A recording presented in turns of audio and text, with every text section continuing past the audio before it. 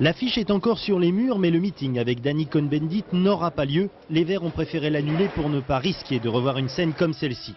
C'était en janvier dernier, à Cherbourg, la tête de liste des Verts avait déjà dû annuler, sous la pression physique des chasseurs, un meeting avant de repartir sous escorte. Craignant pour la sécurité des personnes venant au meeting, les Verts ont préféré ne prendre aucun risque, tant la menace d'une action commando des chasseurs était forte. Les informations, nous les avons eues par le préfet de police.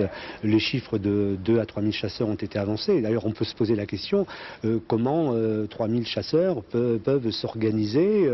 Il y a derrière tout ça une organisation qui a prévu de faire cette manifestation. Pour vous, ça ne peut pas être spontané? Ah, bien sûr que non. Vous déplacez comme ça 3 000 personnes d'une façon spontanée? Les élus politiques des chasseurs qui nient être derrière l'organisation de cette manifestation sont sans doute soulagés tant ils savent qu'ils ont du mal à contrôler une partie de leur base.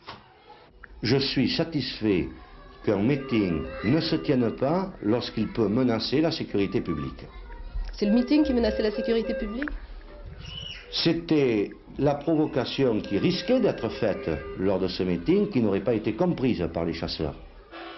Il y a 15 jours, Noël Mamère est agressé par des chasseurs lors d'une réunion publique à Arcachon. Jamais la tension n'a été aussi forte. Aujourd'hui, la balle, elle est dans le camp des responsables cinégétiques qui sont devenus des pompiers pyromanes et qui aujourd'hui voient une bombe à retardement leur exploser au visage. Et puis dans le camp de la classe politique, de gauche et de droite, qui par ses complaisances, qui par ses silences, qui par l'encouragement à dire que les Verts sont des provocateurs, n'ont fait qu'accorder l'impunité à ces gens.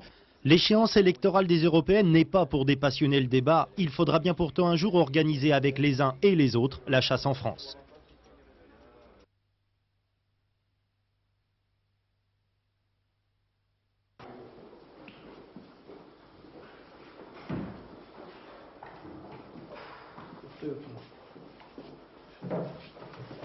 Okay.